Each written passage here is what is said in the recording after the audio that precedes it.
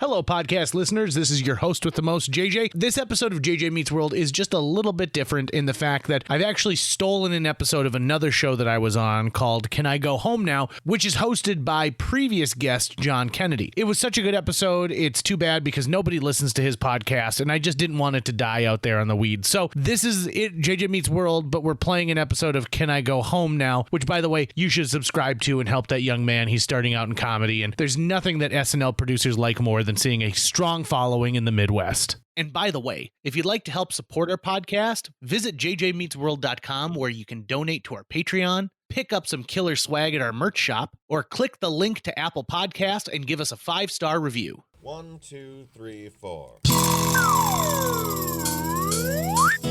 J.J. Gordon, sort of like that Indiana Jones, in that he's always sniffing out his next adventure. Yes, he is. He's always interviewing guests so he can have them on his show and they can talk about pop culture, arts, and leisure. J.J. has his flag unfurled and he likes his french fries curled, and he's fun and then he twirls as he goes to meet the world. He will march into the rain even if his ankle sprained. Take a peek inside his brain. This podcast is called JJ Meets World.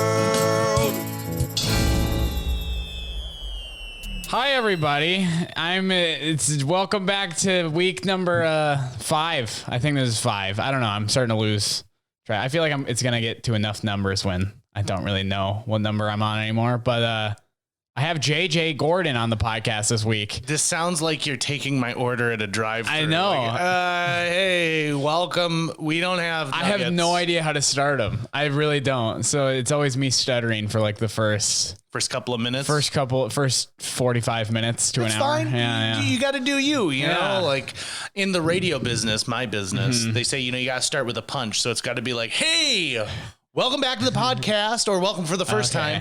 But then you don't know if someone's listening for the first time. Yeah. This could be the last time someone listens to this podcast because they either cancel it or they die. Yeah. See, that's how you start off with a real bang, talking about the listener potentially dying. So if anyone listening to this plans on dying this week, thanks for at least going out with this. Yeah. So that's right. We could play this at your funeral. Yeah, we could. We could play it at the funeral. We could, I cost like $500 to bring to a funeral. I've done many funerals. So how many tickets can I sell if I bring you to a funeral? It's around like however many people that you knew when you were alive. You want to hear something super morbid? What? Once a year, I watch Jim Henson's funeral on YouTube. The Muppet guy? The Muppet guy. Why? It's incredibly inspiring because they talk about Did he his have all the creative Muppets genius. there? Yeah, like Big Bird comes out and sings "It's Not Easy Being Green" and dedicates it to Kermit, who is voiced by Jim Henson, so he died. Yeah. But then all of these Muppets show up and they tell like great stories about who does the voices. Well, he didn't do all the voices. He's not Mel Blanc.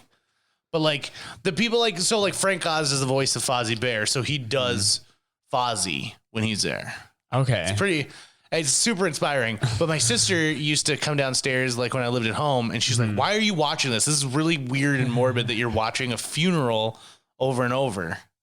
I get a lot from it. You just watch it like over and over again, or is it like a once a year thing? Once a year, but like once I watch it, I try to get somebody else to watch it in a totally messed up way.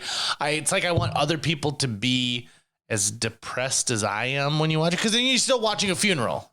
You're watching a funeral no matter what. Mm-hmm. I mean, funerals I feel like aren't like they're not really like that sad if you don't really know the person that much. Or at least to me, I don't really get sad at like funerals. I feel the feelings of the room. So if everyone in the room is sad, it's going to make me sad. If everyone's happy, I'm happy. I guess if everyone's greedy, I want money. Yeah. Right? Yeah. I think I just don't like being sad, so I'm like, just push that. Look down. at these idiots crying about someone dying. So not only are you not sad, but you get mean about it. I'm judging all these people that are mourning their dad. That is messed up, dude. I know. Well, you gotta get through life somehow. So. Yeah, right. Be like, hey, everyone, we just want to let everyone know Brittany's dad died, and we all just need to, be supportive of Brittany. Screw that. Fuck Brittany. Brittany can take the night stock shift. What is Brittany broken right now? Like when I went to my grandma's funeral last year, maybe 2 years ago, I can't remember when, but it was like, I just want, like, we were like all cracking jokes because it's like, that's just kind of how my family is. Laughter heals. So yeah, I always try to laugh rather than cry, I guess, because it's just, I don't like crying. That is the most quintessential like clown line ever. Like that's what at clown college, that's what it says over the door is like, try to laugh and not cry. Yeah. I think that's a good motto. At least it's gotten me this far. I can't stand uncomfortable silence. And so I try and fill it with humor. Yeah. That's my big downfall. Have you ever had a situation where clearly you're like, this is not a joke situation, but I can't stop my mouth from saying what it's saying? I could, you can't handle the fact that there's no words and we can just listen to, or like think about what was just said. I always need to like fill it in with like extra unneeded words. Do you ever have verbal diarrhea where just like, you're like, I need to stop talking. Why am I still talking? Oh yeah. 1,000%. Yes. That's why I kind of have this podcast now, is to get it all out there. So that way Is your diarrhea? Yeah. It's like, I just want to talk about things sometimes. And I'm like, I don't know. I don't care if people listen to it. I just want to say it and then get it out of my body. Do you ever go to the Target? In town? Yeah, the Target. You ever go to the Target? Yeah, I've been to the Target. I love the Target. I use a lot of services that the Target offers, like photo stuff. And so you can like have your Christmas cards printed out at the Target. Okay. And so we're talking about the red one, right? Yeah, the Target. With the bullseye. It's a bullseye symbol. Dog and the Massimo. Yeah, they have Massimo stuff there. I don't know. He cheated his kids into college. If you didn't know. So I went to the Target once, and it was like 6 days before Christmas, and it's really busy. Yeah. And the Target is as about it should to be. close. It's all we have here. So Right. yeah, it's the only store we have. The Target is getting ready to close. It's 20 minutes before closing, and I went and I picked up the photos that we were having. I was also sick. It was a Christmas sick, and everything's busy, and I hate wearing a coat during the winter because I'm wearing the coat for the 5 seconds I'm outside, but then I'm inside of a store for 60 minutes and I'm sweating like there's no tomorrow. You got to get the thinner one if you. So I'm already just angry at what's going on. And so this guy rings up my wife and I, and all we're doing is buying our Christmas cards at the Target. And so he's like, okay, it'll be this much. And then it runs my wife had already put her card in. So it automatically ran her card and it was like $480. And I'm like, what? And I'm like, excuse me, Colby, these are supposed to be like 22 cents a piece. We only ordered 50 of them. There's no way it's 500. She's like, oh yeah. God. I accidentally scanned this other thing and rang it up. And I'm like, okay, well, you need to undo it and then re-ring it up. And then like well, Colby, right. This is where your job comes into play. Right. And I get it, right? Maybe Colby was temporary help and just there for, this is the first shift, but he picked the wrong dude on the wrong day. So then he rings it up and he charges us 22 cents. And I'm like, no, we bought 50 of them at 22 cents. So I don't want to leave and get you in trouble because you did this. So he has to call his manager over. And so the manager's doing it. And I get verbal diarrhea. Like I just ate a whole jar of pickles. And I'm like, well, Colby, everyone makes mistakes. And today you made a mistake. And hopefully Santa's not watching. Oh my God. And my wife literally is pulling on my arm and trying to get me away. And I keep talking and I can hear it in my mind. We get one step out of the Target and she goes, what the fuck is wrong with you? Are you having a stroke right now? Because you are not making any sense. Why did you berate that poor young dude in there? Did you keep verbal diarrhea? Maybe I am having a stroke right now. Maybe I'm going crazy. Maybe I'm going to steal that guy's car right now. Well, and then I did this thing where I'm like, I'm too hot. And I pulled my coat off in the parking lot. And then by the time I got in the car, I was too cold. Like, now I'm cold. Can we go to Dairy Queen?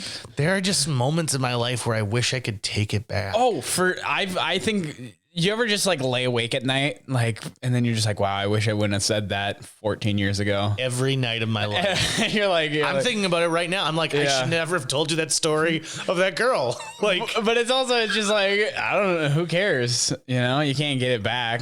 It's like, why not just embrace it? You ever had the opportunity to time travel and change one thing from your past? I don't think I would. Anything? I really don't think I would. I've got one. What?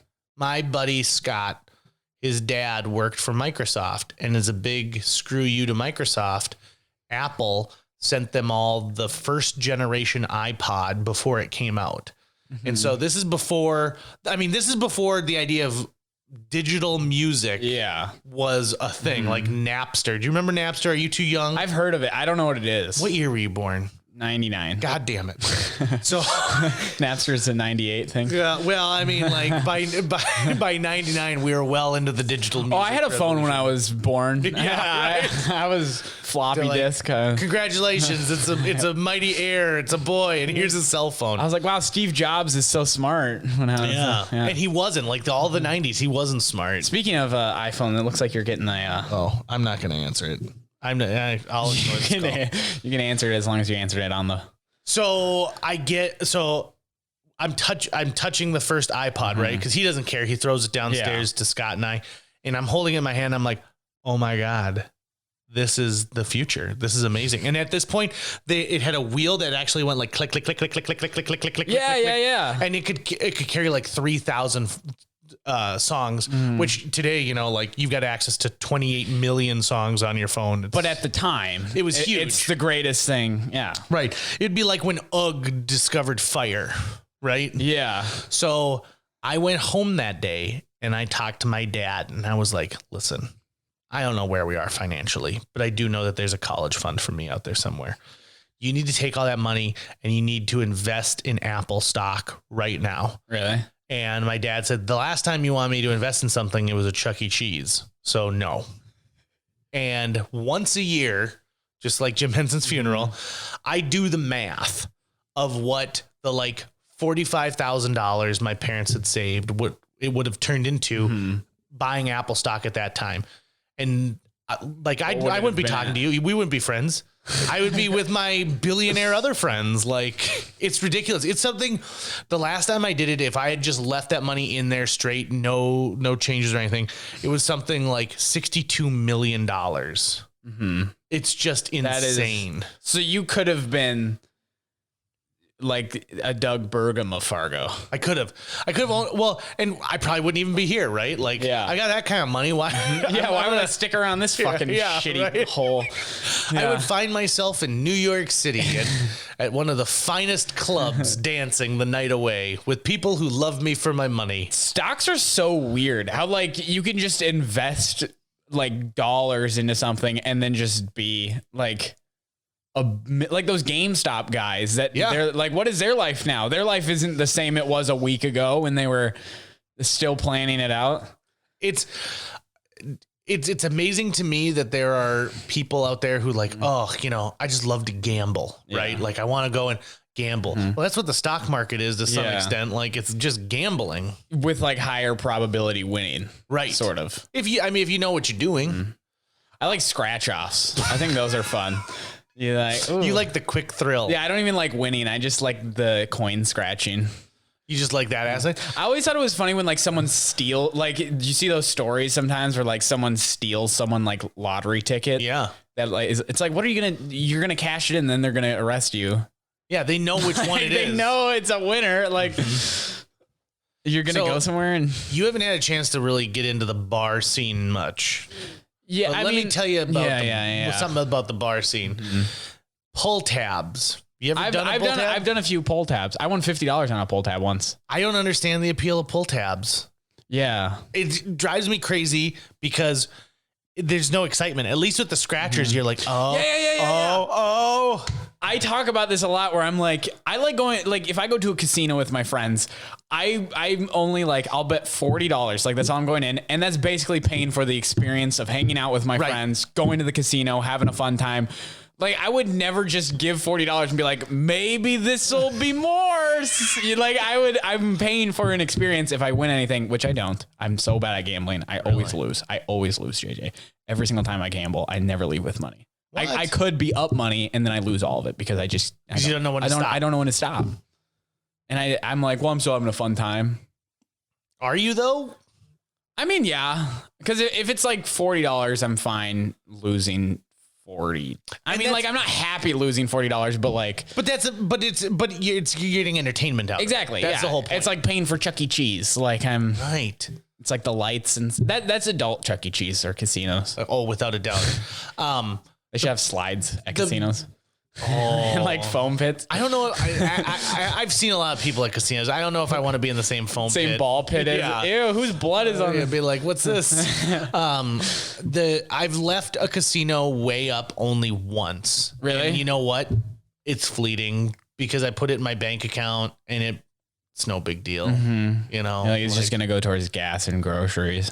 Yeah. In this, I bought a MacBook in this case. So that was my big thing. But every time I looked at that MacBook, I was like, got you, because I was really on a heater once playing blackjack. There are weird things that people like gamble on. Yeah. I'm like JD, you're fucking weird around your laptop, man. Turn this laptop into more money. Would you guys like any water? Laptop? Do you want anything? Well, I do take my laptop to bed with me from time to time. So, I mean, a laptop is like a modern day partner, right? Because it gives you what you need and it provides information and argues with you. I kind of feel that way about my phone more than my laptop. Oh, yeah? I don't use, like, I don't know. My laptop is just kind of it's like, I don't want to have to use my laptop, but I usually, like, for this podcast, I do. But, like, I feel like everything, like, I can make just on your phone. Yeah. See, it's so weird because you're patting your crotch pretty much. Yes, and so like I'm like, is that your phone or are you just checking to make sure your genitals are still there? I have a pocket right over my crotch, so it's like a nut cup. Because I played baseball, you know this growing up. Yep. So what position did you play? The one where I need to protect my crotch, which is shortstop, which is on the bench. Oh, okay. Right. Because the starters would come in and be like, "What's up, Kenny?" And slap my crotch. And you ever see that movie A League of Their Own? No, I haven't. Okay. Wait. What's it about? It's about the girls playing baseball during World War II. Oh, I've seen clips of it on YouTube. It's a great movie. Yeah. But at the end of it, it's sister versus sister. One is on one team, one's on the other. And Gina Davis is the older sister. She's so good. And her younger sister, Kit. And Kit rounds third, and it's the last play of the game, and she bumps into her sister, Dottie. Earlier, the same thing had happened, and Dottie held the ball. In this one, Dottie's hand drops, and then her fingers open, and the ball falls out. And so it's like very slow motion. Yep. Like, no. But I think a lot of people, depending on where your position is in your family, see it differently. For example, my wife, who's the youngest of 3 children, says the younger sister outplayed her. She wanted it more. Whereas I said, no, the older sibling didn't want it as much, so she gave it to hers because she knew she was going to fucking whine. Right. About it all the time. And Gina Davis she's married to Bill Pullman, who's now a war hero in the movie, and she's got a lot going on, so she needs to give her younger sister something. Yeah, exactly. It's like, that's what you got to do sometimes for family. You got to sacrifice your fucking game. Who cares? It's a baseball game. Like, I saved my sister's life once. Really? Yeah, we had this dog, like my aunt's dog, was scheduled to be put down because it bit a neighbor kid. And so she called my mom. She's like, you got to come over here and take this dog or they're going to take it to the pound. So we went and we got this dog and they are legally hiding it now. And it was a nice dog. It was the same breed as the dog I had like growing up. And my sister jumped off the dock at our lake place. And then the dog jumped after her to play and like kept dunking her down like under the water. And so I reacted and I jump off that dock. I push the dog away and I fucking lifeguard my sister. I drowned the dog. I put the dog's head underwater until it stopped moving. Damn her. I'm a hero. Your sister's like, I'm fine. I'm on land. Fine. I can touch. I can touch. It's not deep. I was playing with the dog. So I saved my sister's life. That's impressive. My dad saved my life one time, kind of like that. Really? Yeah. So I was like I was like 2 or 3. You know, like those memories when you're like so young, you're like, I could have been 2 or 14. It's like in that range. But I was like 3. And my dad was at we had this barbecue with this guy he worked with. His name was Mark. And not that contributes to the story. God, you know a lot of details for a young kid. But he was, he was, me and my sister, there was like a pool in Mark's yard. He was rich. Like he had a pool in his yard, and he's dead now. So He must have been. he's not very rich anymore. He must have had an iPhone from 2002. And we're throwing this ball across the pool. We're like throwing it back and forth. And then it like landed in the pool, like it landed in, and I didn't know how to swim, but I was like, I'll just grab it and then I'll get out of the pool. And I just kind of like fall in.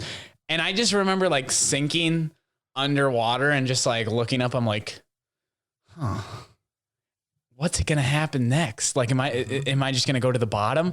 And then I see my dad come up and he's like all panicked. It's like muffled because I'm underwater. He's yelling instructions. And he like grabbed me out. Actually, he didn't grab me out right away. He like rolled up his sleeves first, which I think says a lot about, like, he sees his son dying and he's like, he can wait 2 more seconds for me to not have wet. And he pulls me out. And he like saved my life. And then the rest of the party, I was like, my clothes were wet, so they like threw them in a dryer. And I'm just naked in a towel on my dad's lap. And it was like pretty windy, so the towel would like open up at the party, and everyone like, you can't tell someone what to do with their kid's penis. Yeah, they're like, someone put a cell phone in front of that kid's crotch. No, they were like very subtle about it. They were like, Jerry, these burgers are great. Should his penis be out like that? Should it be right? Yeah, should it be right in front of him? Speaking of things your penis has come into contact with, we're recording this in your bedroom. Yes. This is the first time I've ever been in your bedroom. Yeah. And what's with your bed? It's pretty shitty, right? It's clearly there's a mattress, and then on top of the mattress there's something else, but it's not the same size as your mattress. So there's about a half a foot on either side and the back and the base that you can't actually sleep on. So JJ, that is memory foam on top, and it's actually memory foam that my grandma used to use back like 10 years ago on her bed, and I just kind of took it, and now I have it on mine. Okay. Because so the ghost of your grandmother is inside the memory of this foam. Yeah, so I sleep, yeah, it's like a... So she clearly had like a double bed. Yeah, you've got a queen, and you're like, it's no big deal. It's not the right size for the bed at all. It looks messed up. It looks... No one has brought it up before. It looks like you were building a pyramid, and after like 2 days work, you're like, screw it, I'm done. Yes, it looks like it should meet at a point at like the tippy top, but it's not. Yeah, it's just something to remember grandma. You also have a 2021 yearly calendar that has all the months and all the days and cacti all over it. So did you steal that from a dead old lady too? And you stopped crossing out the dates on January 20th. So I don't know what day it is. I know it's not January 20th, but it could literally be any other day after. The only people that have called me out on my wall calendar are you and Mike, the guy who was on my last podcast. And he called me out on the wall calendar. Look, so I have it. So I just forget to check. I try to write. And you're forgetting a lot. We're recording this and it's the beginning of March, man. I lost the Sharpie. So I just I don't really cross it out anymore. Oh, well, do you have a GoFundMe going for the Sharpie yet? I mean, do we need to get some money together for you? We might have to get another. I mean, I could get a pen maybe. You also have a camera on your bedside table next to some cologne and a box of tissues without what appears to be no tissues on it, which also and a bunch of thumbtacks, which makes me feel really uncomfortable. Well, that's just because there's no way to explain it. That side table is probably the shittiest piece of furniture I've ever seen in my entire life. That's not a table, JJ. This is a drawer. That's probably something they put like milk jugs in like the 60s. So, and then it's like rotting wood. Is that like a record player over there? Yeah, it is. Is it really? Yeah, because I can tell. I got it from the Boys Ranch. And This bedroom to me looks like somebody said like, oh my God, I've been claiming for the last 5 years that I've got a kid and the IRS is showing up later today. Throw some fucking furniture into a bedroom and pretend. Put a dwarf in some street clothes and then this here in like a bib. Yeah. This is here's how I kind of view my room, JJ. I don't think I'm gonna be in it for like much longer. Like I think. What year did you graduate from high school? Well, I graduated 2017. Yeah, you should have been fucking saying that the summer after you graduated, right? And here you are, and it's 2021. Yeah. So I'm saying, I keep it clean for the most part. I think the floor, like you can walk on it just fine. Do you know what your parents are gonna do with your room once you move out? I mean, no, I'm sure they'll keep it intact. Like as your room, like a shrine. Yeah, I think I did a lot for this room. You've really made it your own. I really made it. Yeah. Okay. So are you saying that you want to be able to leave like in a moment's notice, and that's why you don't have a lot of things? Well, I also just don't really care about like aesthetic. Like I'm not a very aesthetically pleasing guy. I just kind of have what I need, and then I go live. I just go do stand up, and I think I don't need to say much more than that. I do stand up, so I don't really. You want to? I'm not like the prettiest. So I don't know if you've been yet to a gig where the club puts you up in their like apartment. Have you ever been to one of these? Like in an apartment? Yeah. So I kind of did one last week. It was like in an apartment building, but it was like a big room that they had there with just mattresses in it. No, it was like, dude, I don't even know what it was for. It was just like all these like. No other comedians were there. It was like this guy telling us. Okay, it was called Make Well. It's like a bunch of creative people, and I was filling in for my friend John, and this guy went up and he was like telling a story about how he biked these trails in the Badlands, and he like biked with the founder of Walmart. And I was like, how am I on this show? Like, what am I? It's like, he's talking about his bike trail, and I go up and I talk about my dad's penis. Yeah. Was it supposed to be like a TED Talk? Yeah. I was like swearing. They're like, well, there goes the PG-13 rating. I was like, there was a rating for this? I was told to just come do stand up. Interesting. Yeah. Sounds like your friend John really threw you under a bus. No, it was pretty fun. Yeah. Okay. Well, by the way, he is filming for Holy Moly right now. Oh, really? Yeah. If you know that show. Yeah. I'm having him on the podcast next week. He's going to tell me all about it. Oh, well, just stop listening to this one. Then. That one's gonna be way better. I won't get into it too much, but it's going to be exciting. One of the things I've noticed over the years, and my touring has not been the nonstop touring that like a stand-up will do. I mean, I did a 10-day stint, and that was my longest on the road. But so one of the things that some comedy clubs, especially in like bigger towns, have is it gets expensive putting people up in hotels. So they rent a shitty apartment and essentially put just a couple mattresses in there. And that's it. And these places are usually pretty sketch to begin with. Yeah. But then when you have a bunch of people who just don't care anymore, like they're like, this is where I sleep between telling jokes about my dad's penis. They don't really take very good care of it. It looks like it could be a murder scene. As they should. Yeah. Those are the ones that you'll love to stay in. Those little tiny Yeah. I honestly, I just stayed in like the Hilton in like downtown Minneapolis, and it was like I got it on like Priceline pretty cheap, but it was like too nice. Like I just hate feeling like there's so much around me that like if I touch that TV, I'll owe them like $1 million, or like if I break anything. I like the Super 8s of like, oh my just God. kind of, I don't know. It's just, why don't I pay you less than line benders? You don't need it. Yeah, you're right. And you could. I think that's the moral of this podcast is that I fuck myself over financially in a lot of situations. Let me tell you about a hotel experience I had in Devil's Lake, North Dakota. So it was at the end of this big long tour, and we head up. Our last gig is at Devil's Lake, and it's for a nice group, and they've booked us at the Super 8. So we check in. It's a Sunday night show. And we're the only people staying in the Super 8. And when I say only, I literally mean only. I'm not using it like, oh, there's only a couple people there. No, I can see. We're the only person, right? So It's 3 rooms, 2 rooms for the guys and 1 room for the girls. They put us, the guys, in room like 101, just beyond the lobby. And they put the girls on the complete opposite end, 1 floor up. So I'm like, why are they segregating us like this? That's ridiculous. Like, what if there's trouble, right? Mm-hmm. But because I'm not a girl and I'm not in that room, I'm not really worried about it. What got us to leave this motel is we went to go swimming, and we opened up the pool room, and it smelled like a part of the ladies' anatomy. Oh, you know what I'm talking about? Yeah, the armpit. That's right. Yeah. The leg armpit. Have you ever had pudding that like sits in the cup too long and it forms that skin, like a skin on top of it?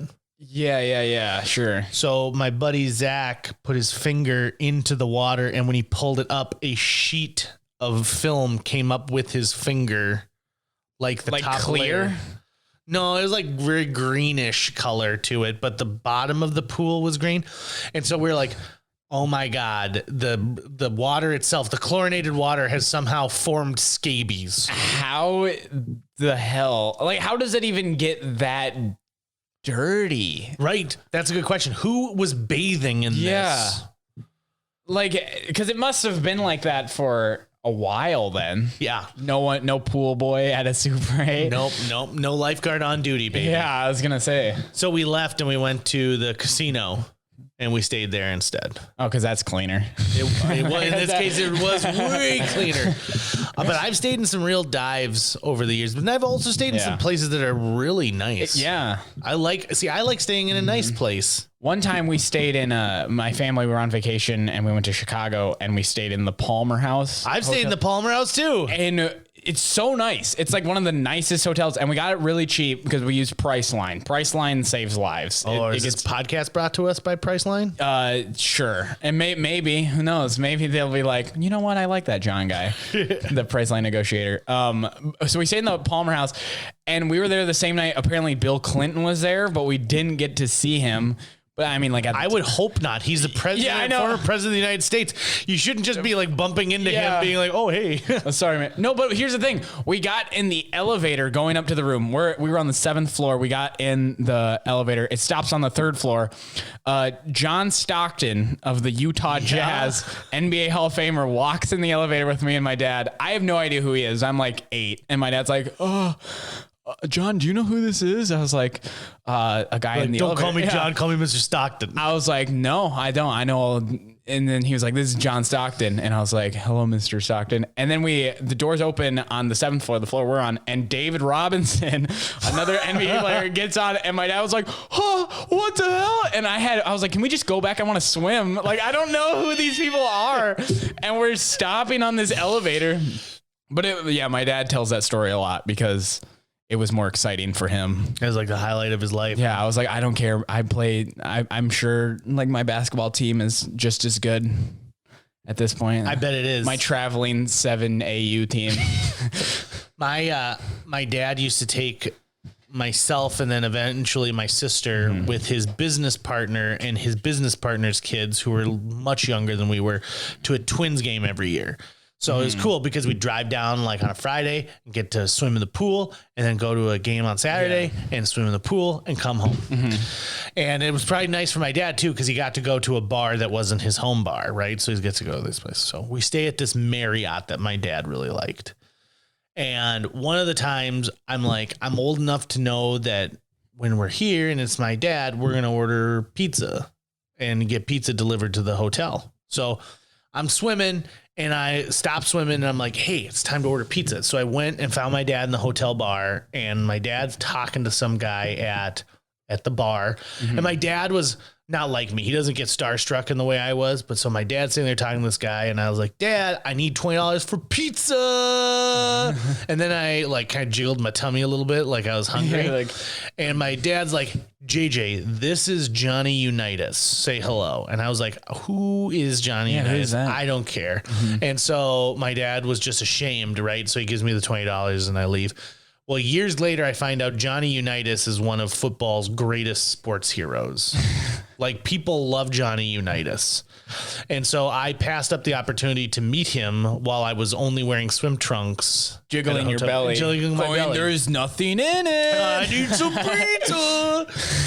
Then, on another trip, my dad met Shaquille O'Neal and Dan Aykroyd at a House of Blues in New Orleans. What are they doing together? So they were at some kind of like an event. Like, well, I mean, Dan Aykroyd owns all the House of Blueses, so he was there. Okay. He probably is there all the time. They're probably like, oh my God, here he comes. Just someone get some chicken fingers ready. Fuck. But my dad was like meeting Shaquille O'Neal was the nicest guy, and while they were chatting, some dude showed up and flashed his penis to them because he had this giant like gauge ring in it because it's New Orleans during Mardi Gras, and so flashing the bird is something pretty popular, I guess. They like ask? Shaq, well, Shaq, let me see that thing. Shaq had like a really funny line because there's like a group of like 10 of them at this time, and Shaq's like that's pretty cute. Damn, that's cute. Yeah, right. Like really putting this guy down because I'm sure Shaq has just a monster peen. That'd be pretty funny if he didn't. Just like a little tiny like. Yeah, it's just like all the testosterone all went into his voice. It's all foreskin. Are you circumcised? No. Yeah. Do you find that's odd? No. I mean, it's like you don't find your own penis odd, so it's more like I just find it like the way it's always been. Yeah. So when you see another wiener, yeah, like all the time. Yeah. Are you ever like, oh? No, because it's more of like I watch porn, so it's like I see it in porn, but then it's in what porn are you seeing a flaccid, uncircumcised penis? I never said flaccid. Well, I mean, well, that's the only way you could tell. Like when someone. Well, I don't mean like when someone's engaging in porn. Like you should. I'm not talking like uncircumcised. I'm just saying penises in general. I get a fair amount of them. And, you see yeah. My best friend growing up was not circumcised, and so like. It was a big deal, like for us to be like comparing our peens when we were little, and I'm like, "Why is yours different than mine?" I don't know. Like, why is yours different than mine? You're like, I don't get to see that friend very much anymore. He moved away. He and I are not friends anymore. In fact, he asked me to officiate his wedding, and then I didn't. Really? Yeah, it was a big deal.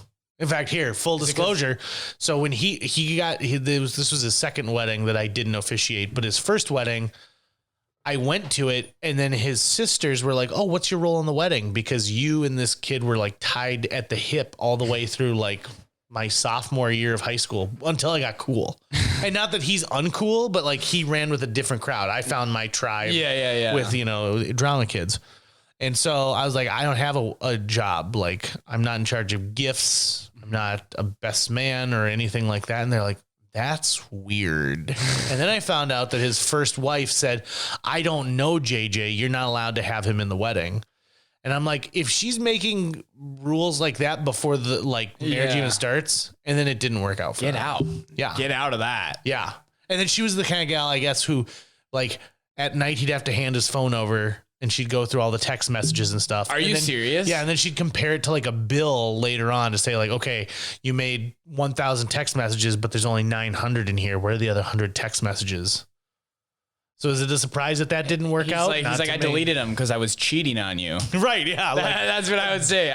Duh, Brittany. Yeah. You fucking idiot. What do you think? Where you think they just disappeared? No, I'm cheating on you. Right. God, that's fucking. Isn't that weird? If I was with somebody who asked me, and like, I would never want to see my wife. I would never want to see, like, if my wife was having an affair, I would never want to see what she says about me to the man she's choosing to have relations with. Be like, oh, he's just sitting there, and it took him 25 minutes to play, this part of Red Dead Redemption. He's not a real man. And then like go back and be like, if I had only not eaten all those ice cream cones, come on, man. God damn it. Yeah. I think, it's like, how do you not get the balls to be like, no, you can't look through my phone, you psycho. Right. Like, I don't get how it's like gets that far into it.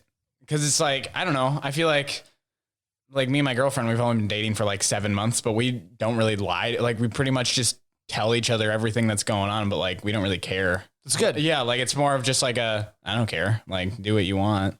But you do keep a little mystery. You don't lie to each other, but you don't tell her. Well, everything. I don't tell her like everything that happens like on the like on the road. Like, did you tell her Like that this hooking up is with your grandma's prostitutes. memory foam mattress? Like, does she? No, know I that? didn't tell her about that. This See, is it keeps the mystery. Yeah, I mean, she listens. She's one of my only listeners to this podcast. No. So, Ellie, if you're listening to this, I'd love to have you on somewhere. Ellie knows how I got on this podcast. It was pretty much me like being like, "Hey man, what's up? You haven't had me. You're on your like 6th episode, and you're not inviting me on." I your was like, I'm podcast. sorry. I want to Put the be gun on down. the podcast. Jesus Christ. How did you get in my house? Why do you have an old lady's lamp? Like, Dude, I've had that. I got that from my grandma too. That little gold one? That little tiny gold tap one? it. You tap it to turn it on. It's one of those like, I don't know how they fucking made those where it's like you just touch it and it turns on. I don't know like what touch stuff. technology they put into it, but I guarantee they use that technology on like rockets.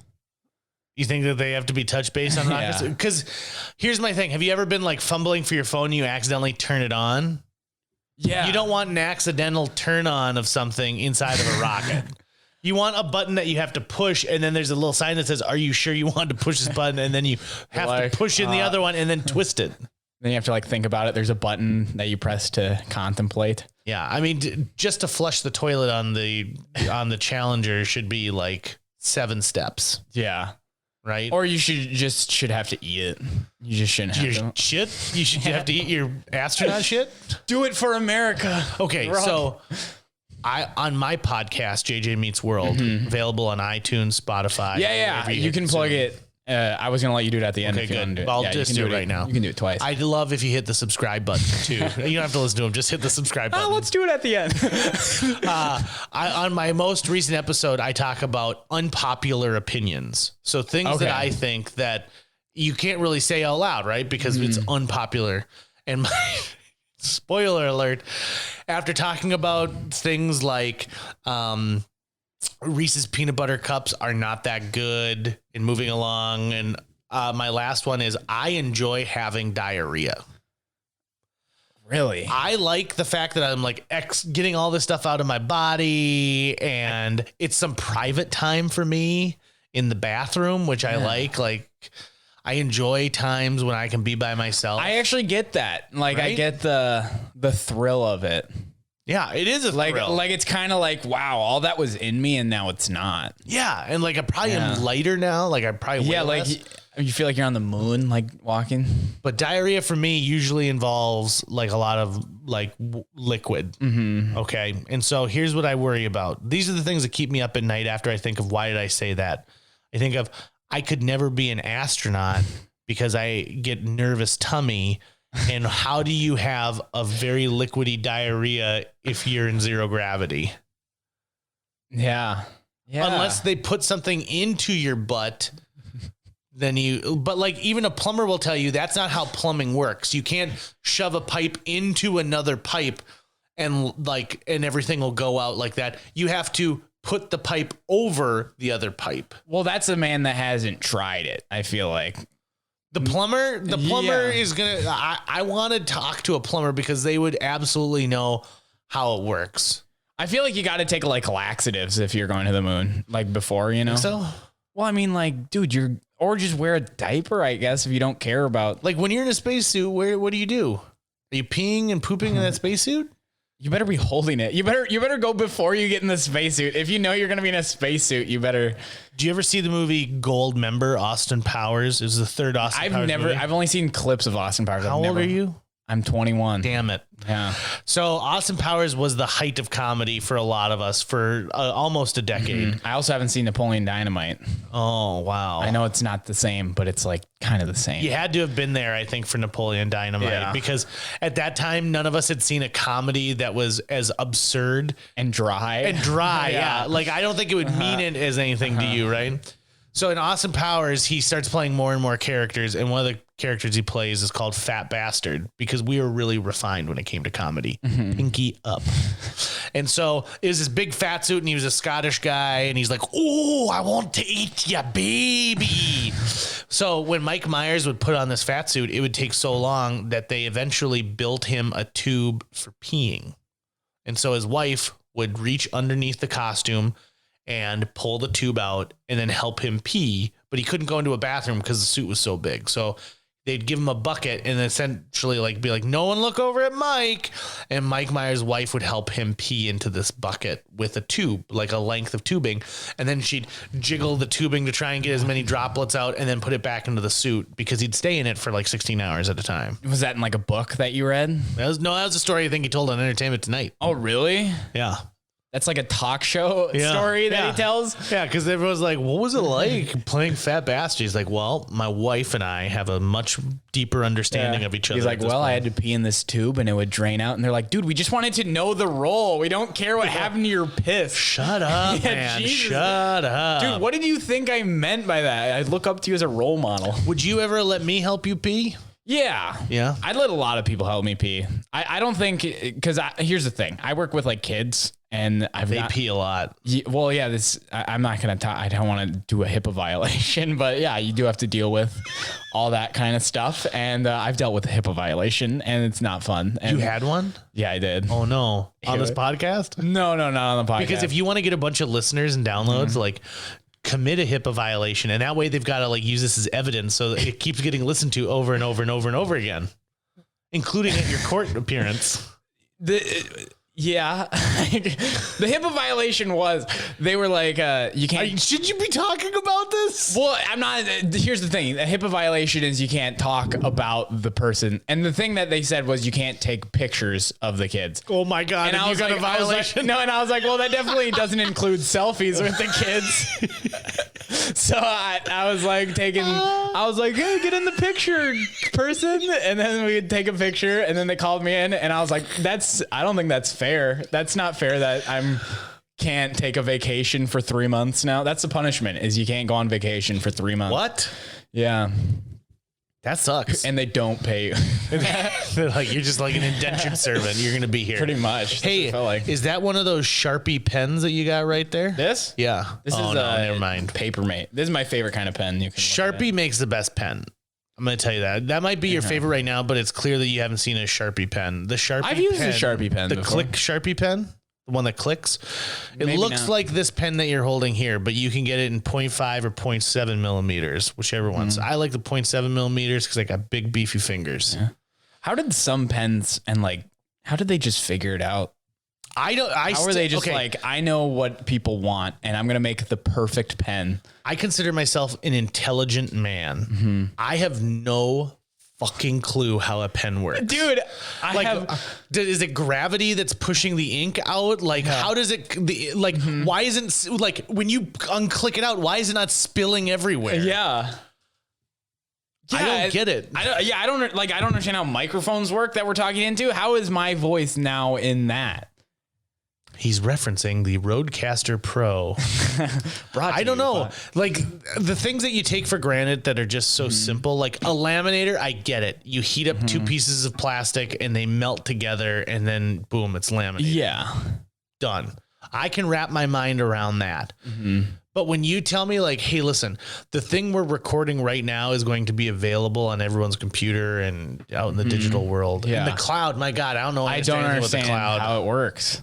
Here's the thing that I don't understand. How did Crayola just perfect crayons? Like, how did they make crayons just every kid needs a crayon? Because, okay, so they were like, I was with this kid and he had like a box full of crayons and they were like kind of jumbled like cray art or whatever the fuck. Is this a HIPAA violation? No, because it's crayons. And there was a Crayola crayon and then there was like just like this crayon that was like just this weird brand. And it's just like, it didn't work. Like it was garbage. I don't know how you make a crayon that doesn't work, and the Crayola one like works fine. It's like, what did they do different? I have a theory that every product that's out there has a companion product, and just one of them won out. I call it the Dr. Pepper Mr. Pibb fiasco. Because who do you trust more if you need advice on anything, a doctor or a Mister? Doctor. Right. Yeah. So it stands by reason that Dr. Pepper is the superior brand over Mr. Pibb. Yeah. Right. Okay. Because like they're both in college together and it's like, oh, Pepper, I just don't know if I can make it through this college. Oh, keep with it, Pibb. And then Pibb's dad is like, you want to be a film major? And then he's like, well, is that your grandma's bed sheet that you're using. Yeah, I get Mr. Pibb. I like Mr. Pibb more. I think Mr. Pibb is better. So I don't think we need to talk about this doctor stuff. I don't think Brad's story needs to get involved. He just never made it. He just kept it going. When I was a kid, one of the hardest I've ever laughed in my entire life. You want to hear about like this moment I laughed? Yeah. You ever go tubing behind a boat, like on a tube? Yeah, for sure. Yeah, I love tubing. It's It was so my fun. favorite thing as a kid. I'm a pretty good water skier. I'm off. I can't get up on those. Oh, I'll help you. I feel like I'm going to drown every time when I like go in the water. I'm like, Really? Like we fall? yeah, or? I get scared of water. Oh, probably because you almost drowned and your dad had to save you. I think so. We'll get you out there on a towel on your dad's lap. You'll feel real comfortable. Just waterboard me before it. Prepare me for it. So a bunch of us, like 3 of us were on a tube and we were getting pulled like kind of slow for whatever reason. And we're like my friends, Dustin and Sean, like I'm trying to move to one side of the tube and I fall, but I catch myself. So I'm holding onto the tube, but from my chest down is in the water. Okay. And we're going slow, not so slow that we're just kind of drifting, but slow enough that like there's a lot of pressure now against me, right? Like water pressure. Again, I'm trying to pull myself up, but there's all this resistance and my swim trunks, boom, right off. Oh God. And so Sean and Dustin, who are trying to help me up, start laughing so hard. And I start laughing hard because their visual is my butt under the water, pretty much laid straight out. Oh my God. But like under the water enough so that you can't like see any of the details, but like Just the the giant white just ass. the pale Right. ass. And like all in the water. And so we have to figure out like, what are we going to do? Like my swim trunks are gone and we're laughing so hard during this. And I'm like, don't stop, because if you stop, then you'll clearly see my butt and I'll be floating there and I'll have to like hide by the tube so that no one sees my genitals. Yeah. So You try to swing around and grab the suit. no, it was gone, sank right to the bottom of the lake. Yeah. What? Did you have like nickels in your pocket? Well, there was sitting so- to the bottom. Did you just I carry think there was so your much. keys? There was so much water pressure moving that it took like a current took it. Oh, okay. It took it down To the seaweed. to the seaweed. Okay. So what we optioned to do is they're gonna pull me back on the tube to my lake cabin, which took 45 minutes. So it's 45 minutes of them Pruny dick. well, them trying to hold on. Also, it is a weird sensation if you're like, all that water's going by. And as we get closer to my house, I go, guys, I'm really scared. What if a beaver comes and bites my penis? And then we all What an lose it again. irrational fear. It is an irrational fear, but let me tell you something. The next time you go skinny dipping in a body of water where there could possibly be a beaver, whether it be a river situation or a lake, because I saw beavers in my river or in my lake. Yeah. You should be afraid. That should be something that concerns you, is getting Okay. your wiener bit by a beaver in the lake. Yeah, beavers. I've never been around one. They have 3 eyelids. Really? Yeah. What's They have the- a regular eyelid, like that blocks out light, Yeah. a secondary eyelid that's clear so that they can close their eyes but see underwater, and a third one that's kind of like in between. How can they can they control which eyelid? Yeah. And then they can slap things with their tail that looks like a waffle. God, that's sick. See, I don't know much about beavers, but I know something. Yeah. What's That's something actually you know a so lot interesting. about? Something I know a lot Yeah. about. Like that you could educate If I needed me to on. like sit down and talk about something. Yeah. I don't know. Not a lot. I know like about I don't know, I guess moving. I've moved a lot in my life. Moving houses. I know what it's like to put stuff in boxes and label the boxes and then unlabel the boxes. I know what it's like to be in math and action in high school. I know a lot about Math? math and action. What's math and action? It's like the math that like you can tell I'm in high school. You can tell that. So they're like, if a kid is riding a skateboard, No, it was actually, we learned about like taxes. I thought it was going to be like Jason Statham teaching, like it was going to be karate, but it was just like, yeah, so here's what a W-2 form is. And I still don't know how to do my taxes. I still have my dad do them every year. That's fine. I'm like, Papa, is the IRS mean? Stop calling me Papa. I'm like, okay, Papa. I always tell people, like, I don't mind paying taxes because I like driving on roads. Yeah, and having, like a fire department. I just hate the process. Like, sometimes you ever like sitting there and like doing something that you don't want to do, and you're like, I would rather kill myself than like be doing this right now. Like, I would just rather be dead. You're so bored. See, luckily I haven't gotten to that point with taxes because I have my dad help me out every year. And by help me out, I mean, he just does them. What if there was just a wheel, and on this wheel were 7 different amounts of money ranging from $1,000 to $10,000? It's like a Wheel of Fortune wheel. Like a wheel of fortune. It's the wheel of misfortune, because you go up and you have to spin this wheel, and that's how much tax you have to pay that year. And whatever number it lands and I don't have to do any paperwork. It's just that. Right. Like, all I have to do is spin the wheel. So, at the very minimum, you're going to give the government $1,000, but they're not taking taxes on your paycheck anymore or anything. But you could also get hit with a $10,000 one. You get hit with that every year. I think I'd rather do the tax. No. I don't know. I mean, you've never had to actually do them, so. Well, it's like 1,000, because I don't even think it would be 1,000 like tax. Like, you probably get money back from the taxes. Yeah. I'd probably just have to nut up and learn. But you won't anymore now that you're a stand-up comedian and you're making all this money, because you're declaring it appropriately, right? Of course, you're filling out all the information that you need to. And that's the other part of the podcast. People that listen are the people from the IRS. Yep. Those are my only other listeners. Are my girlfriend and IRS people. They could be one and the same. Did she have a career path set out already, or? Yeah. I would never want to date someone who works for the IRS. I would just always be a little bit worried about it, because if you vex them, might they come after you? Because here's the deal. I don't think but here's the thing. If you vex them in the past, then that's also on them, because they didn't do anything about it.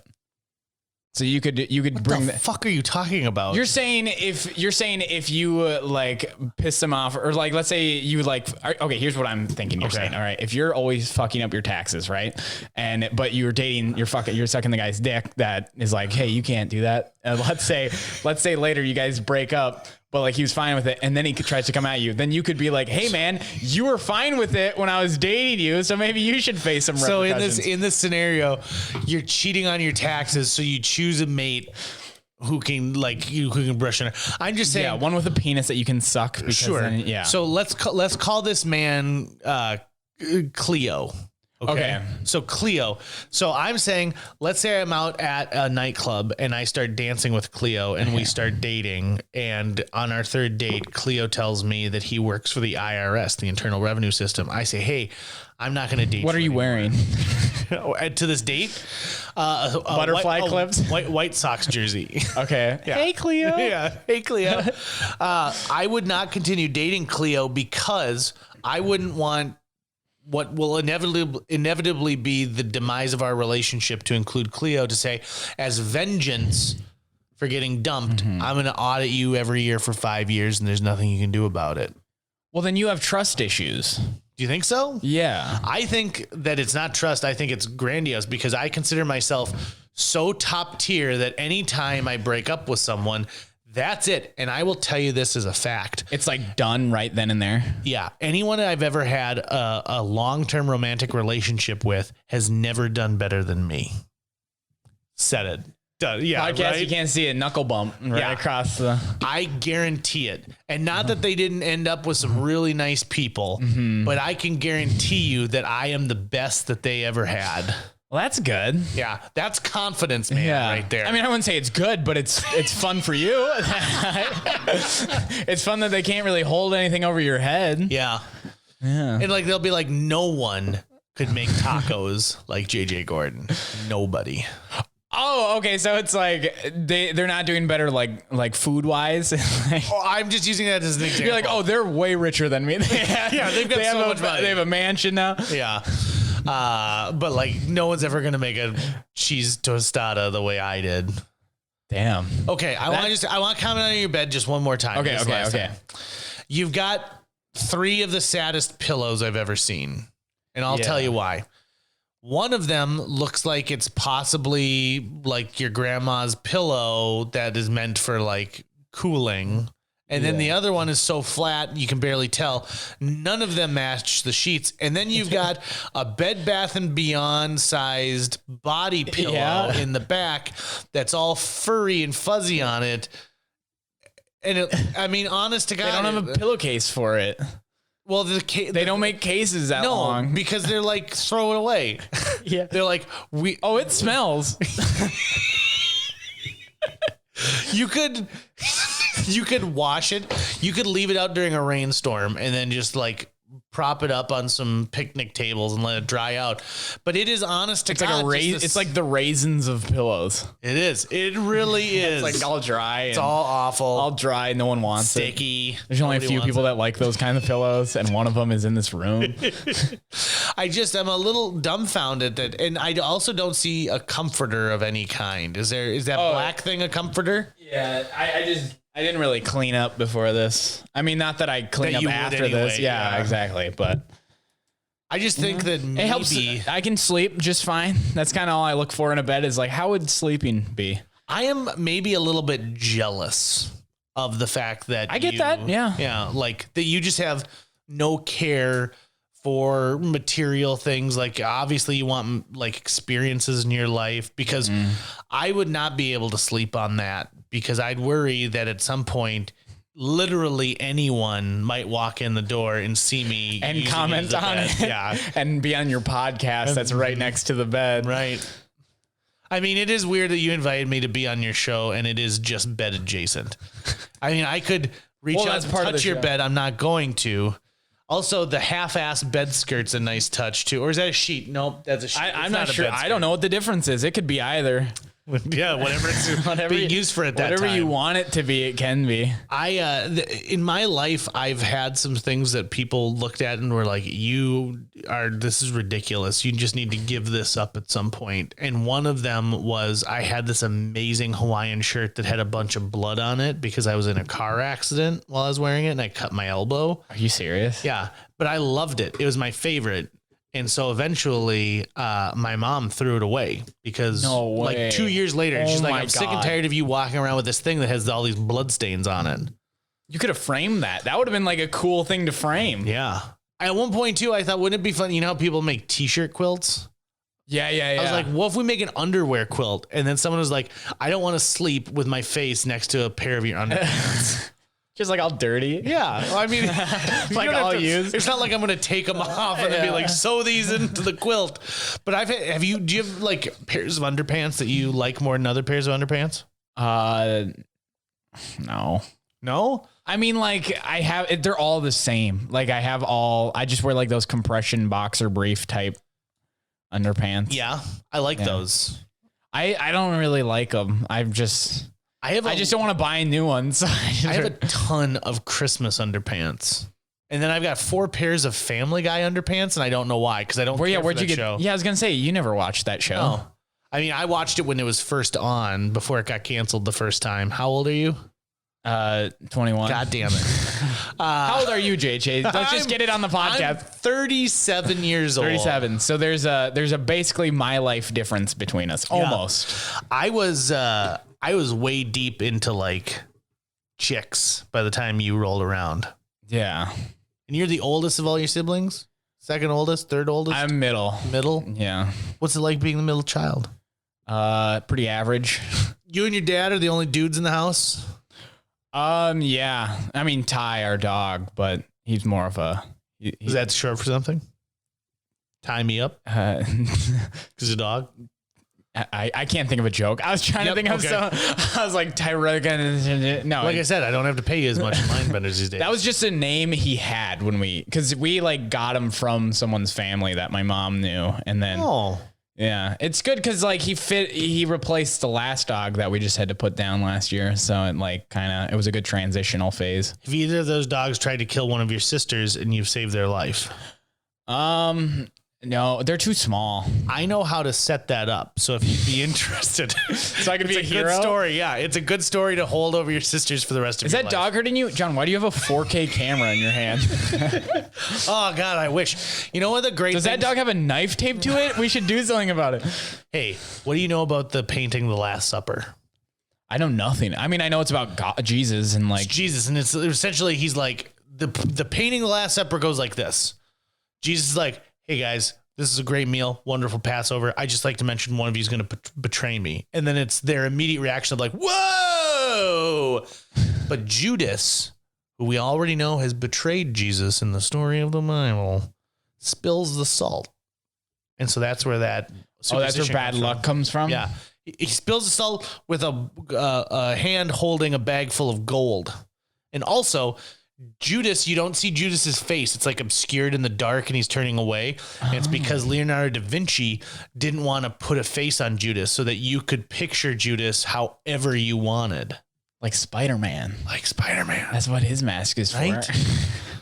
What's your favorite comic book movie of all time that you've seen at the time of this recording? Jeez. Favorite comic book movie I've ever seen. Well, here's the thing. I don't read comic books, so I don't know much about like what was it, because I really like my favorite superhero movie right now is Spider-Man Far From Home. I thought that one was so good.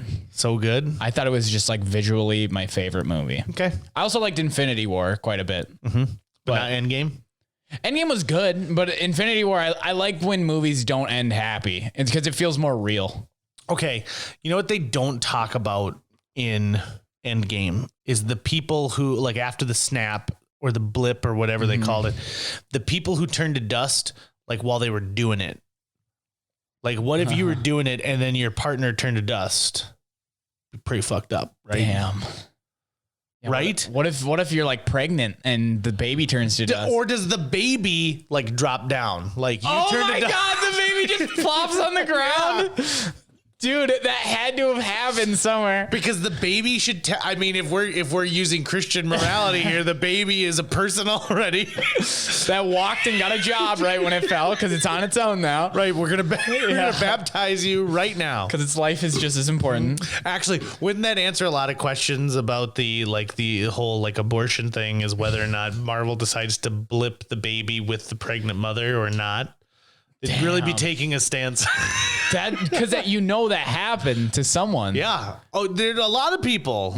A lot of people. Or maybe since the baby is like feeding off the mother, then it's technically part of the mother still. I mean, that's the question here, right? Is when do you constitute a baby as a person? Because Thanos is going to erase half the people on Earth. So I guess it depends on what Thanos, it depends on what the Infinity Stones feel as far as a person. Yeah, exactly. Like how did Right? because it's half and half, right? It's And like, what if someone got blipped who was in a coma and then they come back? Do they come back in the coma? Probably, right? Because it seems like everyone else came back in the same form they left. Did they come back or didn't they go back in time and like stop it from happening? Well, they stopped it, but in Endgame, they were, no, because in Endgame, I don't remember what happened. No, yeah, because what happens in Endgame? This podcast took a weird turn. Yeah, no, there. we're just talking about. I don't care. This is what my Marvel podcast movies. is. So they snap everyone back into existence, and then what they say is they're gonna go and get rid of all of the stones. Or they're gonna put the stones back, or some shit like no, because they go back in time to put the stones back from where they stole them, because they had to steal them because he destroyed the Infinity Gauntlet. and messed up his hand. So I have friends who hate time traveling movies, and they tell me it's because they don't make sense. And I was like, yeah, because they're time traveling movies. Dedoy. Yeah. But yeah, It's not supposed to make sense. It's supposed to be enjoyable. Like if you, let's say you were pooping, at the time you got blipped. Okay. Do you come back and like you're like halfway through a poop? Do you come back and the poop comes back with you? What if that toilet doesn't exist anymore? Let's say you poop, it's out of you. Does the poop still disappear or is it? The poop stays. You think it Poop stays? stays Because I was going to say it's not a person. If it would, yeah, but it's part of the person. Because No longer once it severs. I mean, that's why I'm saying like it'd have to be dangling still. yeah. But I'm saying, like, if it was my way where it does disappear, does that mean like landfills or like just sewers like drain dramatically? And Oh, like, yeah. you know, Like if all your waste has to go with you when you get blipped. See? Yuck. These are questions. Maybe the new Spider-Man movie will answer these. Stan Lee, if you're listening, He's dead. No, I know. He's dead for years. That was a joke, JJ. He and his poop disappeared. We're just crying. You got a lot of Notre Dame stuff in here too. Yeah. You big fan? I mean, my dad went there, so like it's. I feel like if you cheer for something long enough, then you just are eventually a fan of Hey, it. let me ask you a question. Are you sure your dad went there? No. Like, is there any proof that you have seen? Well, okay. Here's my proof that he went there. He has friends that have pictures on Facebook of like them together, like they went there, and then he also like Well, like a we went picture there. of them like in a classroom? I haven't seen a picture of him in a classroom, so no evidence. But when we do go to Notre Dame, we like walk around. He's like, "That's that." He has a story for like every single place, and I don't know if he's just really good at making up stories. But I mean, if I wanted to lie about my college years, that's what I do is make sure I have like a lie ready to go. here's the thing: I don't think it's like impressive. Notre Dame? I don't think college is impressive. It's not, in general? It's just not to me. I just don't care about school enough to be like, "Whoa, you went there." It's more of just like, I don't know. I like their football team. Okay. Maybe you did, maybe you didn't. I like the movie Rudy. You ever seen the movie? Yes, Rudy? I love the movie Okay, Rudy. good. I was gonna be like, oh my god, you're not that young. right? What's his name? Rudy Rudiger? No. What's the guy who plays him name? Sean Astin. Sean Astin.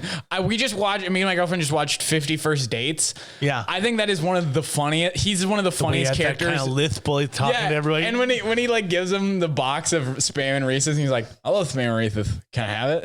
I think that's my favorite scene in any movie. Do you want? You know, he and I are friends. Did you know that?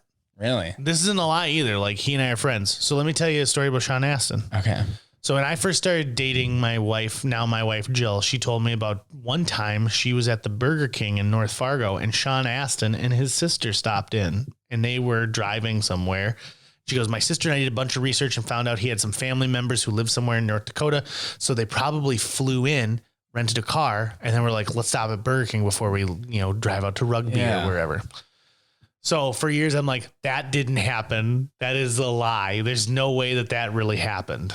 Yeah. Why Burger King? Right. Well, and I'm like, not that celebrities have to eat at the finest places, But like Burger King isn't even like a good fast food place. right. Like there's a Subway right there. Eat Fresh. Yeah. They sponsor this podcast? Yeah. Priceline. Go eat at Subway as you're waiting for your Priceline to come in. Yeah.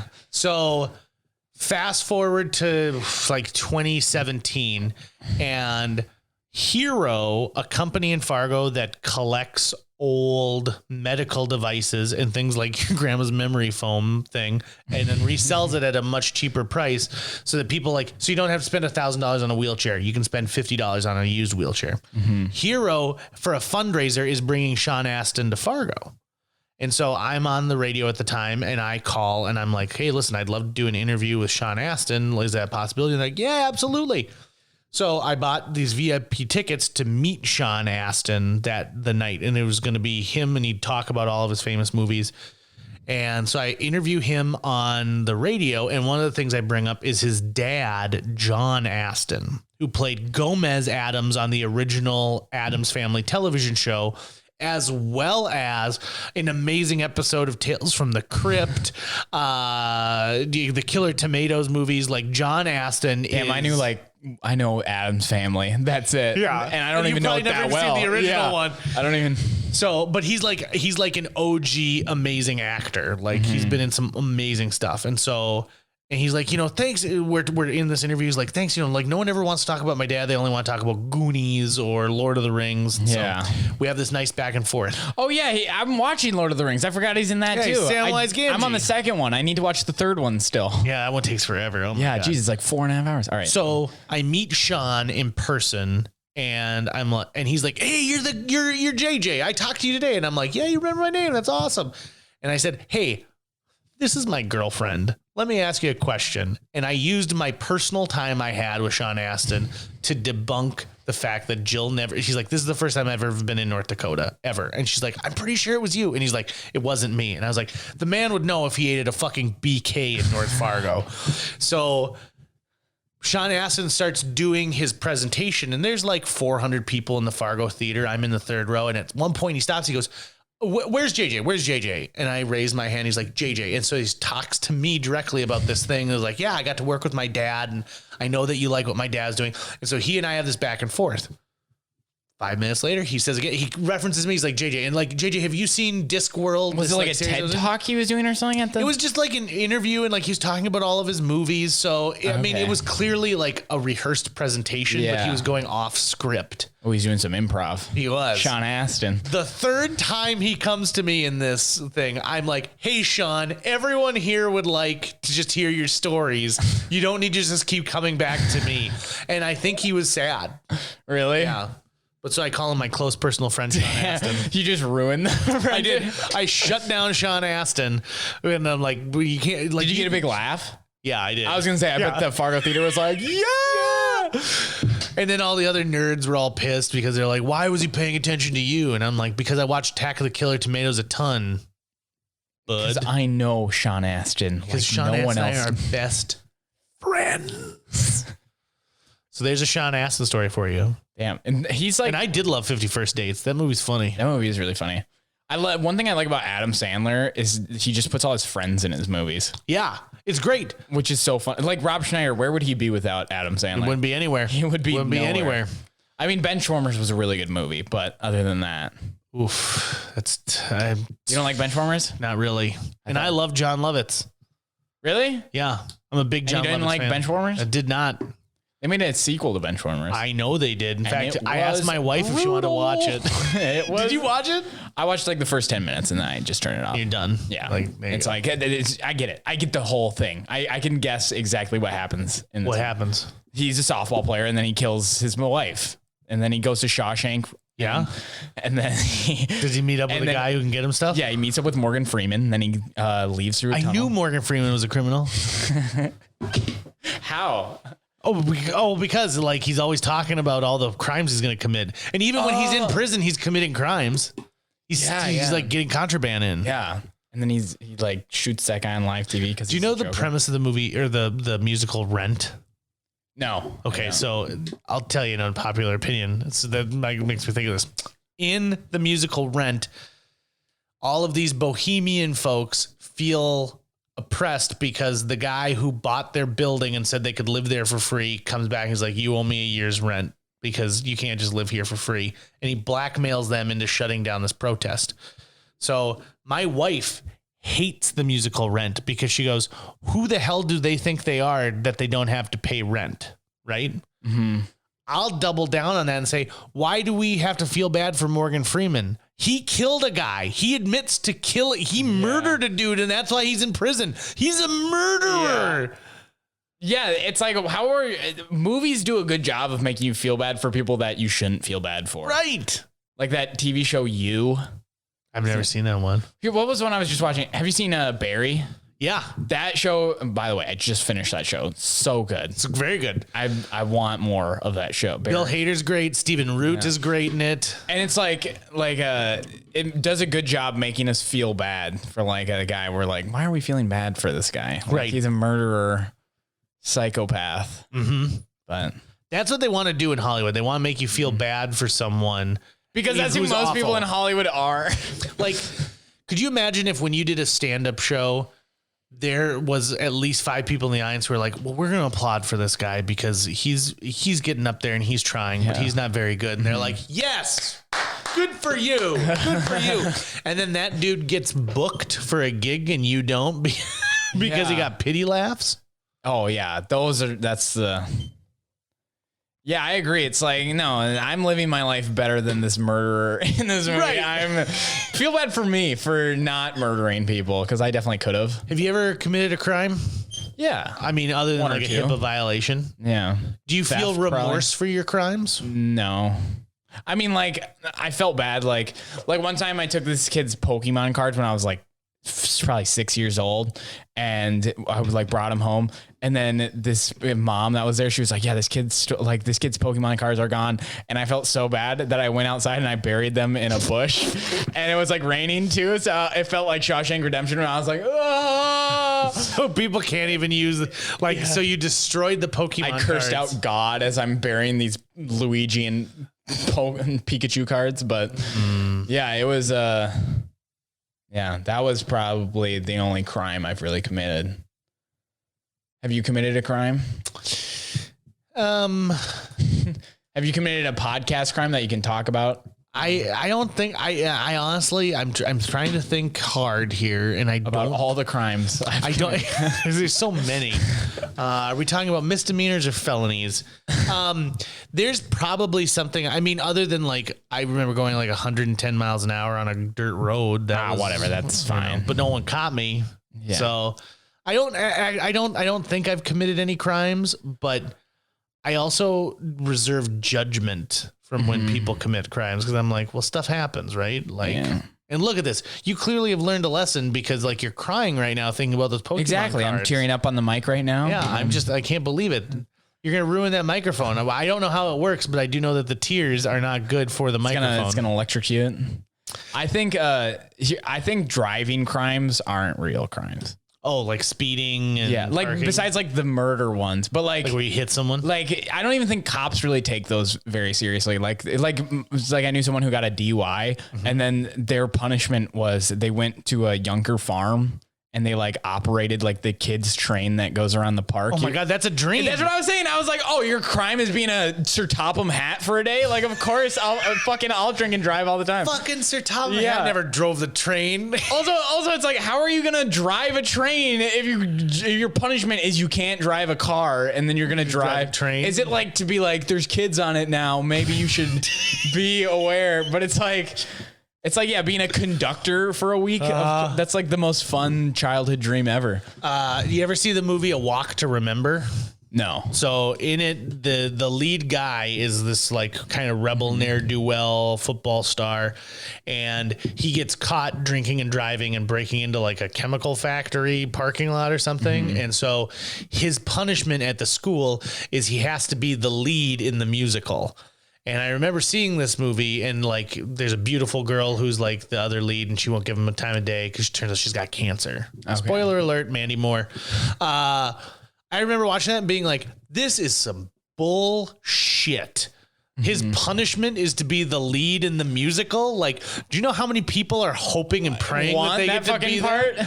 And now he gets to be the lead and have this like romantic scene with this girl and then fall in love with her. Like that. This is ridiculous. You know who wrote this? Somebody who's never been in a musical before. Exactly. Someone who's never had to see those people cry. Right. Looking at when they get the cast list and they're like, oh my God, it's my senior year and I'll never get a chance. Like, my dad is a director, so I grew up around that. Yeah.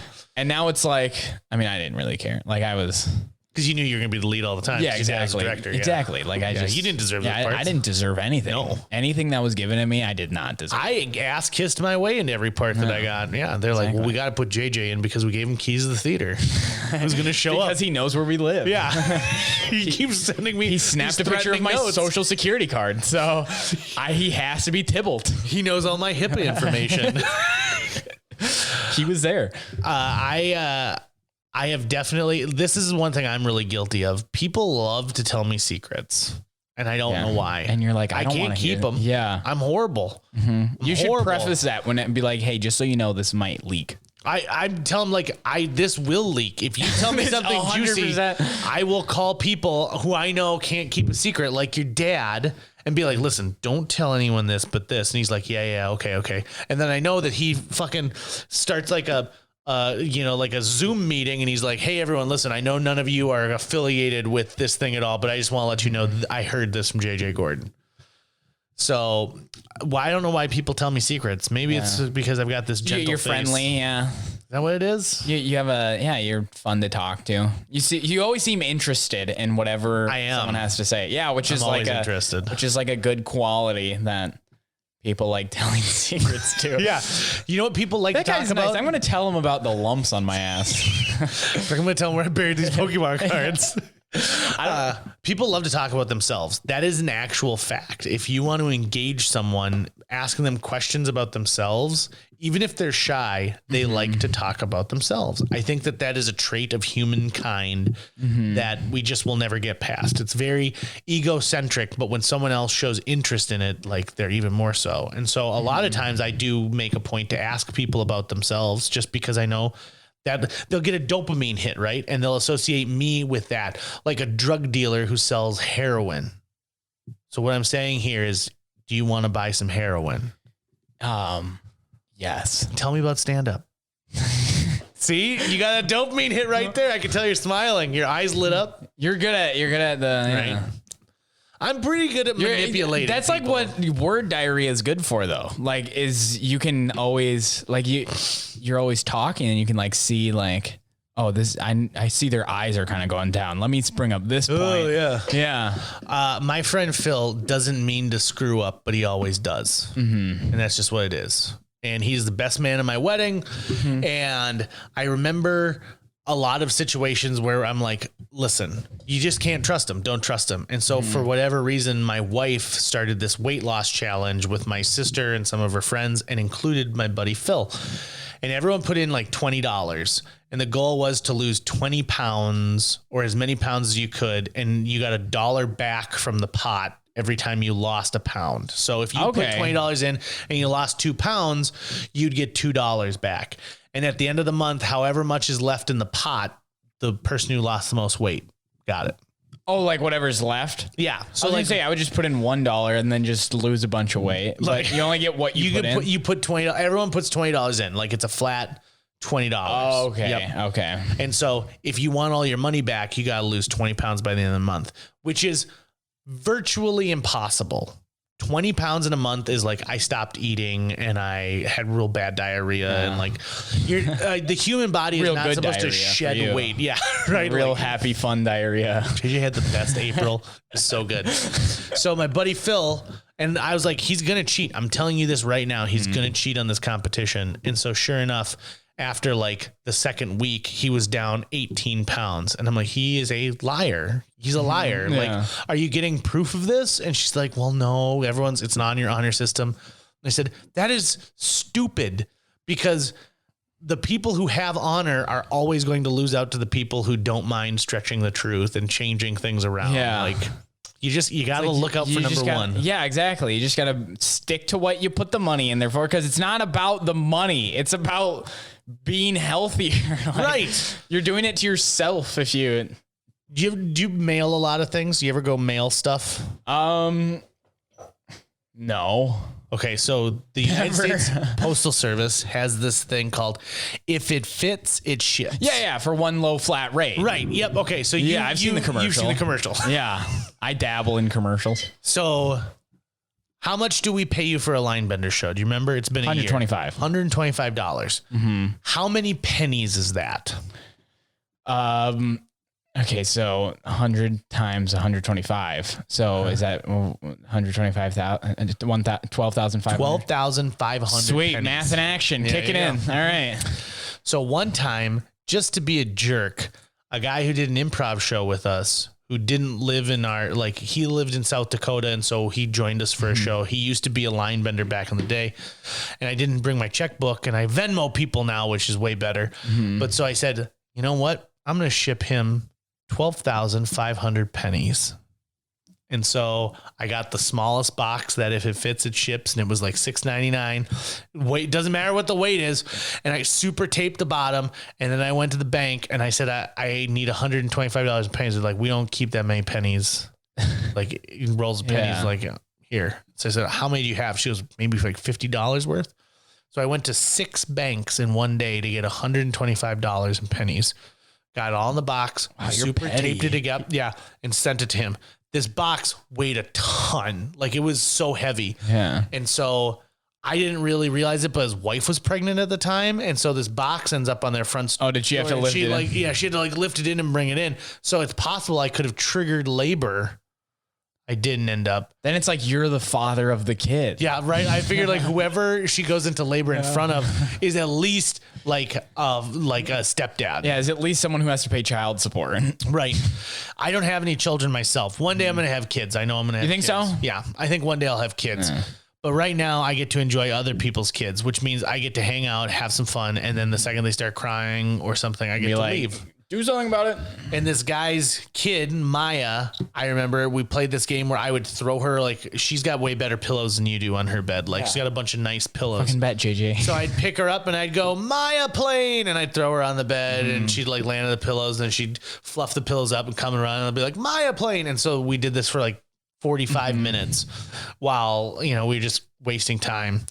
So I was leaving and Zach was coming with us and she started crying because it was the first time Zach had left. And she's like, Papa's leaving. And she gave him a big hug and she turned to me and she goes, other Papa's leaving. And I was like, oh my God, I just connected with this child. I'm other Papa. And he's like, JJ, get away from my kid. Yeah. He's like, this isn't my daughter. Like, JJ, you're brainwashing my kid. I was. This kid also, our friend Britta, you should have Britta on your podcast too, by the way. She's super funny. So Britta on this same trip was ready to throw up because this little girl she had one of those cups with the little like a sippy little thing.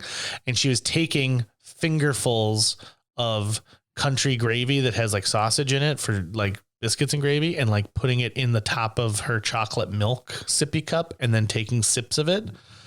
And I remember Britta going like, it was pretty good. Wait, so she would take gravy and put it like gravy and like sausage and then like on her finger and then wipe her finger on the top of the sippy cup so that it would like get inside.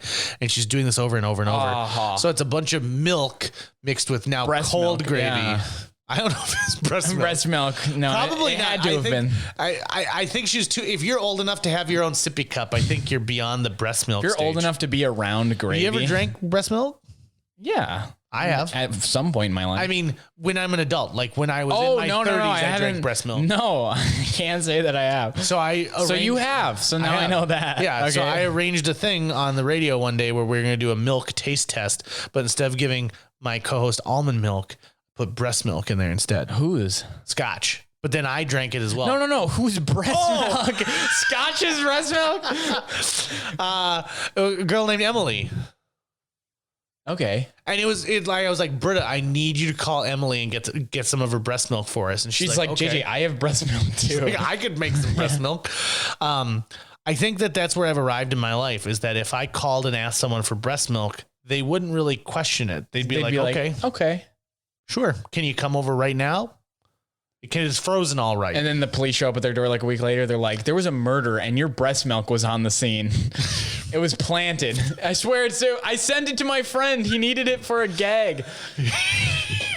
Why? Like, I think the question would be like, why do you at the age of 32 have a freezer full of breast milk? Be like, it's a free marketplace. Did you guys not get thirsty? Is it illegal? Yeah. Do you have a warrant? They're like, no, I'm not even a cop. I'm just asking you. I assume everyone is a man of the law when they come through the front door. And if you're in the backyard, I assume you're a man. Anyone has a badge if you're walking through the front door of my house. Right. I only go through the back door. You're inspecting something when you come My friends come through the back door.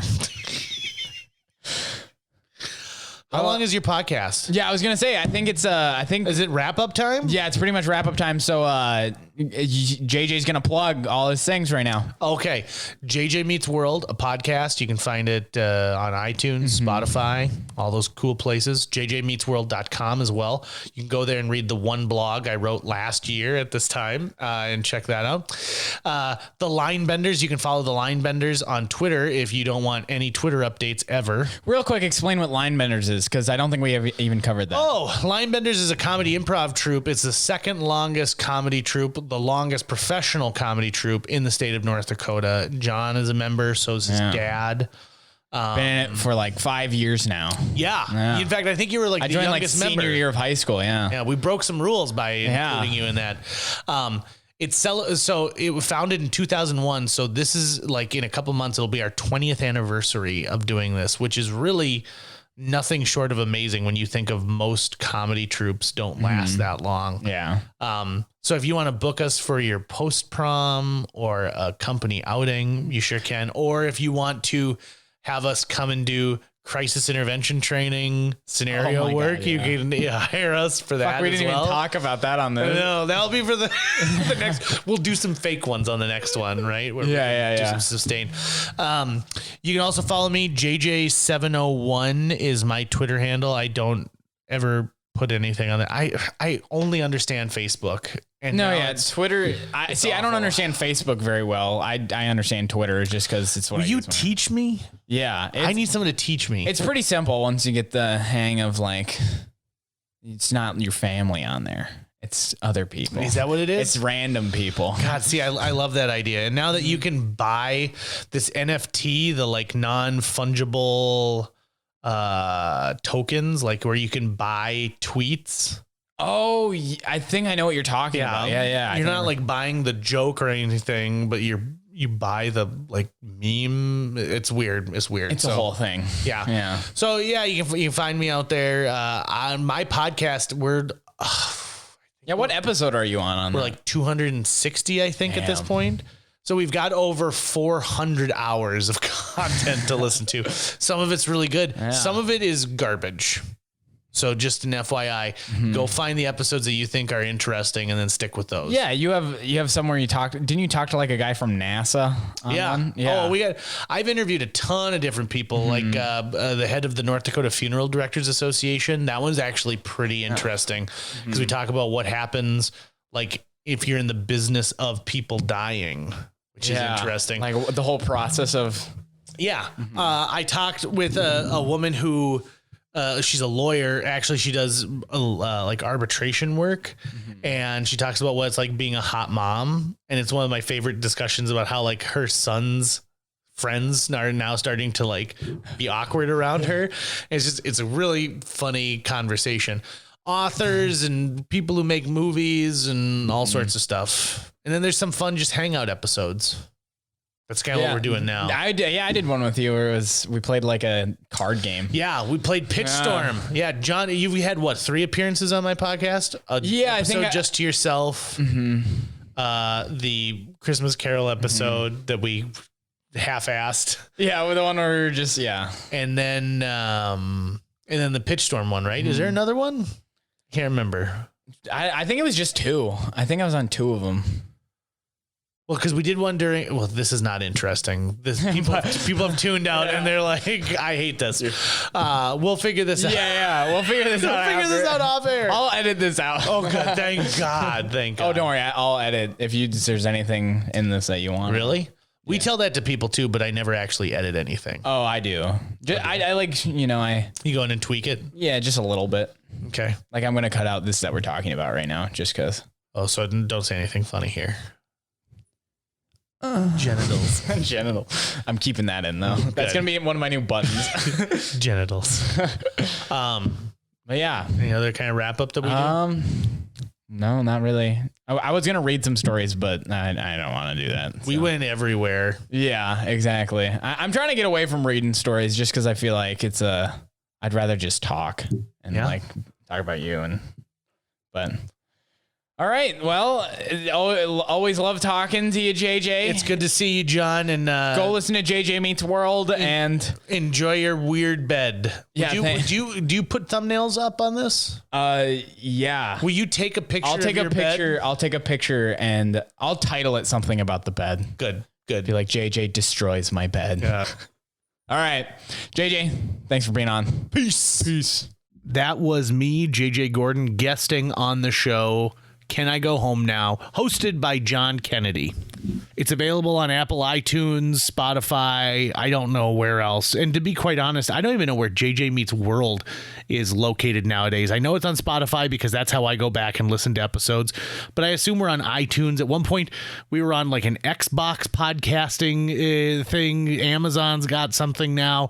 In fact, I'm curious. Send in a message to our JJ Meets World Facebook page and just tell me where do you consume this? Like, are you streaming the YouTube account? Are you listening to it on Facebook? Where do you consume JJ Meets World? I'm always curious about that.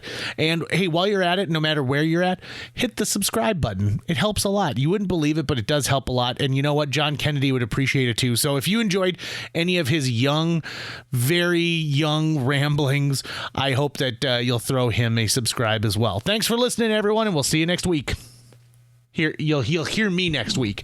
See me next week doesn't make any sense. So you'll hear me next week because this is a podcast and not a vlog.